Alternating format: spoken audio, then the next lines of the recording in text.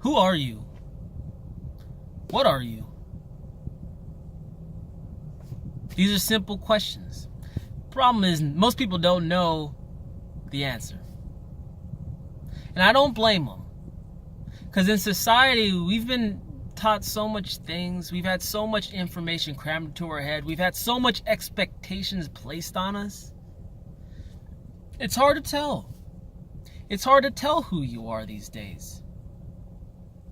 But hopefully, today, I can help you with that question. Help you find a little more clarity. Now, I'm not going to tell you who you are. That's for you. But I'll help you figure out who you are. And I'm going to get a little philosophical here, but it really has to be that way, because that's the only way you can do it. So when I ask you, who are you? What I really mean is, what parts of you don't belong? What parts of you are authentic, are part of the structure, and what's an add-on? If you're like most people, you probably have no idea, and that's okay.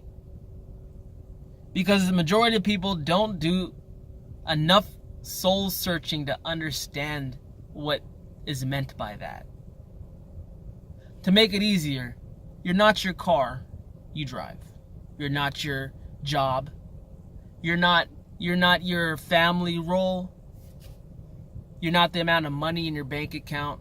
These are things you've acquired, relationships you developed, but they weren't inherently part of you when you were birthed into the world. You have always been you. Nothing's changed. The only thing that's changed are your experiences. And your experiences has shaped how you think of yourself, have made you reinvent yourself.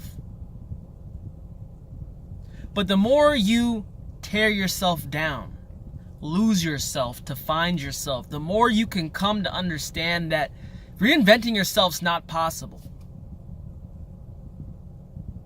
You can learn behavior. The only thing that is possible is reverting back to yourself. To know who you truly are is to understand what's looking out behind your eyes.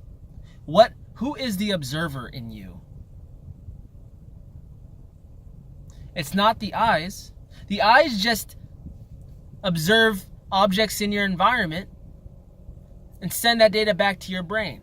It's not your brain. Your brain just puts that data into a way and massages it so the body, not the body, but you, whatever you are, can understand what you're seeing. Those two organs are your pathway into interacting physically in the world. But they're not you. They're tools you use. So what is observing? What is seeing? That is you. Now, you get probably a little confused, and I'm going to tell you right now, I don't know what that is. I don't know who I am. And you shouldn't either. Because by admitting that, you become powerful. By admitting you don't know, everything becomes possible. By admitting that you don't know, your mind becomes open and truly able to understand what has been in you the whole time and what was added on by others. Not admitting that, it allows you to cling on to elements of yourself that you're either very used to, you like, sentimental. But just because it's all those things, and you might have positive ideas associated with those things, doesn't mean it's really you. That's the ego. That's your sense of self fighting to hold on to itself. It's trying to preserve itself. You need to let it go. And the best way to do this is meditation. By meditating, you remove the stimulus. You remove the visual, you remove the audible. That's an app. Being able to hear things, sounds. You remove touch, you remove temperature change. By getting into a meditative state, you are able to stop looking outward and turn inward. There's nothing for you out here. There's nothing for you in this exterior world that you can't get from within. When you understand that you are within, not out here. But we love to spend our time out here, out in the world, constantly searching for the next big thing, the next big investment, the next person, the next fun whatever.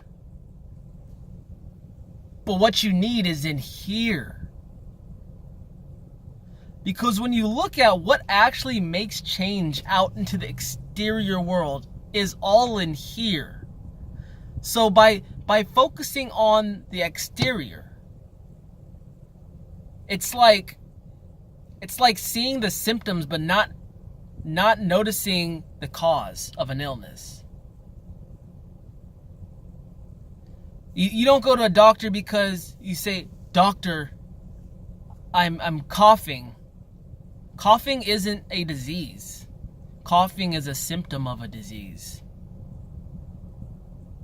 If you want to write everything, you need to turn inside. You need to be with yourself. And that means removing everything else. You need to sit with yourself, no matter how scary it can be. And I know it can be extremely scary to sit with yourself and understand just who you are. Because truth's scary if you're not used to admitting it. There's nothing scarier than the devil that's in your head. Because that's the devil you can't run away from.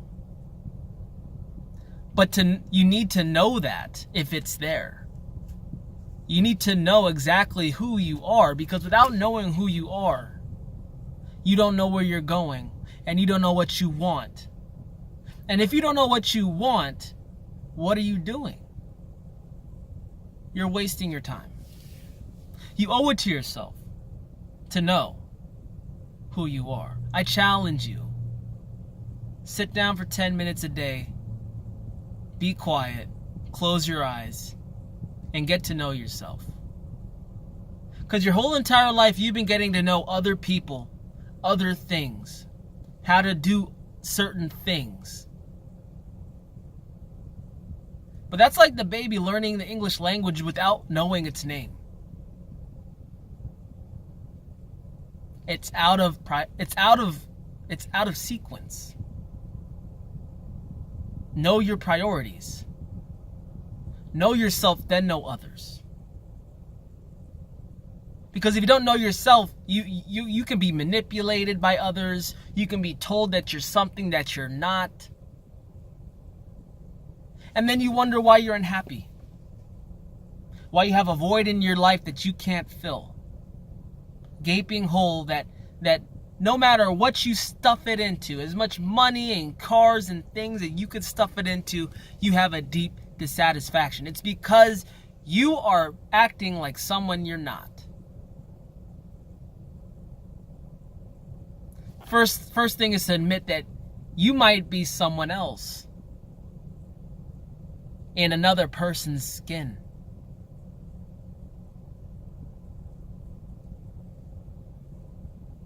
That's all I got today, guys. I just think it's super important that you do this kind of self-work. It's gonna pay off dividends. I guarantee it. That's all I have today, man. Like, subscribe, leave a comment. Thanks a lot, guys. I appreciate you listening. Talk to you later. Bye.